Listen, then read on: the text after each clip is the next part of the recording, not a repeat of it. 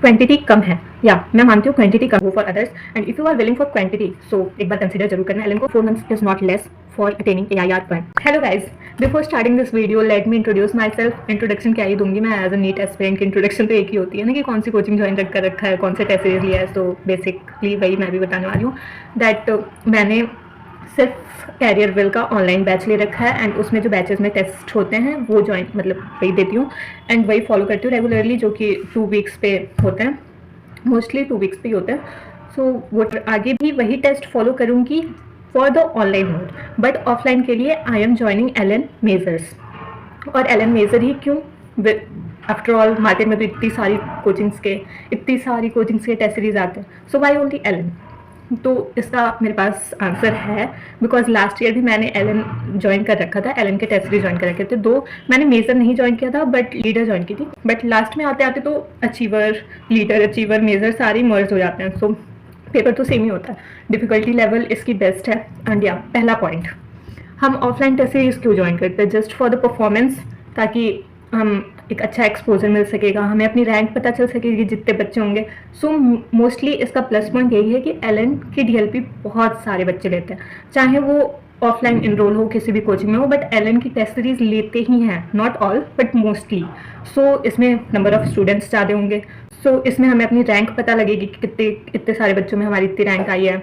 और बाकी other coachings में भी होते होंगे बच्चे बट एलन में ज़्यादा होते हैं, तो that's why I prefer Allen. और सेकेंडली इसके डिफ़िकल्टी लेवल भी बेस्ट, नीट से ऊपर, नॉट मच हायर बट या नीट 2026 में देखा ये पेपर कैसा आया था एंड वो डिफ़िकल्टी लेवल मेंटेन करते हैं एंड इस साल तो आई थिंक वो और अच्छे से मेंटेन करेंगे. So that's why Allen majors की डिफ़िकल्टीज़ बहुत अच्छी होती, कोई इशूज़ नहीं है कि आपको पेपर कम डिफ़िकल्ट मिलेगा, ज़्यादा डिफ़िकल्ट मिलेगा, मतलब बेफिक्र होके जस्ट टेक. और या मैंने लास्ट ईयर दिया हुआ था तो मुझे एक्सपीरियंस है कि कैसे पेपर्स आते. दो मेरा सिलेक्शन नहीं हुआ इस साल, बट इसमें टेस्ट सीरीज़ का तो कोई फॉल्ट नहीं है, इसमें पूरा फॉल्ट तो मेरा ही है. जो डिफ़िकल्ट क्वेश्चंस आते थे, हार्ड वाले डिफ़िकल्ट वाले क्वेश्चंस आते थे, उस टाइप के क्वेश्चन मैंने नीट 2026 में देखा है. सो दैट्स वाई मुझे तो सही लगा. बेनिफिट्स तो बहुत सारे हुए हैं इस टेस्ट सीरीज़ से, तो मेरे स्कोर भी बूस्ट हुए लास्ट मंथ्स में. एंड या तो अभी देखो, कुछ लोग बोलेंगे कि इसमें क्वांटिटी कम है, या मैं मानती हूँ क्वांटिटी कम है क्योंकि एक हफ्ते गैप लेकर ले रहे हैं तो कम ही है, मतलब सिर्फ आई थिंक 12 और 15 टेस्ट हैं इसमें, I am not sure but इतने ही होंगे.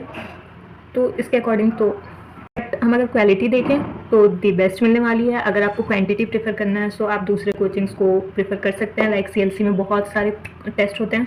सो if you are willing for the quantity so go for others and if you are willing for quantity so एक बार कंसिडर जरूर करना है एलन को and that's why I am taking this. मुझे quantity तो देखो हम मॉड्यूल भी कर सकते हैं, बहुत सारे क्वेश्चंस मिल जाएंगे मॉड्यूल में, अदर रिसोर्सेज भी होते हैं, टेलीग्राम पे हमें बहुत सारी टेस्ट सीरीज मिल जाएंगी, बट जो ऑफलाइन मोड का फील होता है वो तो Allen can give the best. और टेस्ट के मार्क्स बहुत जल्दी आ जाते हैं, सो इसमें वो भी बेनिफिट है कि आपको मार्क्स बहुत जल्दी पता चल जाएंगे, लाइक 2-3 घंटे में मार्क्स पता चल जाते हैं, तो ये भी एक प्लस पॉइंट है. और तो मतलब overall you can consider it. Channel मैंने क्यों स्टार्ट किया है, not just for the test series तो मेनली मोटिव तो टेस्ट सीरीज ही है कि उसमें मेरे कितने मार्क्स आ रहे हैं, कैसे पेपर था, कैसा डिफिकल्टी लेवल था, कैसे क्वेश्चन थे, सब कुछ डिस्कस करने वाले हैं. बट उस टेस्ट से पहले हमारी प्रिपरेशन कैसी चल रही है, कितने चैप्टर्स कितने टाइम में कंप्लीट हुए, कितने नहीं हुए हैं. मतलब देखो, पहले तो हमें ये हमारा मोटिव होना चाहिए कि पूरा सिलेबस कंप्लीट हो, तभी हम इवैल्यूएट कर पाएंगे कि कितने क्वेश्चन हमसे बन रहे हैं, किस चैप्टर में कितने बन रहे हैं, कितने नहीं बन रहे हैं. अगर हमारा सिलेबस ही आधा अधूरा रहेगा सो वो टेस्ट देने का फ़ायदा तो है, ये तो नहीं बोलेंगे फ़ायदा नहीं है, बट वो 100% रिजल्ट नहीं मिल पाएगा. सो पहले तो हमारा मोटिव यही रहेगा कि हमारा सिलेबस टाइमली बहुत अच्छे से सारे क्वेश्चंस कंप्लीट रहें और फिर हम टेस्ट देने जाएँ. एंड या कुछ लोग सोचते हैं कि मार्क्स अच्छे आएंगे 500 प्लस 600 प्लस जो भी अपना टारगेट रखते हैं, but I believe that why to settle for less if we can hope for the best. So मैं तो हमेशा AIR 1 का ही सोचती हूँ एंड उसके अकॉर्डिंग ही टेस्ट दूँगी. I don't want second, third, fourth, I don't want this ranks, I just want first rank. So देखते हैं टेस्ट में कितने रैंक आते हैं. और आप लोग भी अपनी प्रिपरेशन की जर्नी कमेंट बॉक्स में लिखना एंड अपने मार्क्स बताना कितने आए कितने नहीं आए, क्योंकि एक दूसरे का देख के मोटिवेशन तो मिलता ही है. मैं अपने टेस्ट के सारे मार्क्स बताने वाली हूँ, कितने मार्क्स आए, कौन से क्वेश्चन मुझे डिफिकल्ट लगे, सब कुछ. सो इस जर्नी में जस्ट ओके, तो 4 महीने ही बचे हैं and 4 months is not less for attaining AIR 1. 4 month is not less for attaining AIR1. We can do and we will do. Just hope for the best.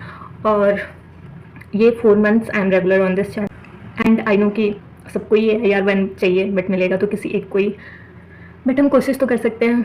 And या again I am saying 4 month is not less. और मैं इस channel पे अपनी हर एक दिन की strategy, हर एक दिन के सिलेबस कवर, कितने टू डू लिस्ट हैं, कितने कवर हुए, कितने नहीं हुए, सब कुछ बताने वाली हूँ. सो आप ज्वाइन कर सकते हैं. और बाकी सारी यूट्यूबर्स का फेवरेट लाइन मैं भी बोलने वाली हूँ, do like share and subscribe my channel. And okay, bye bye.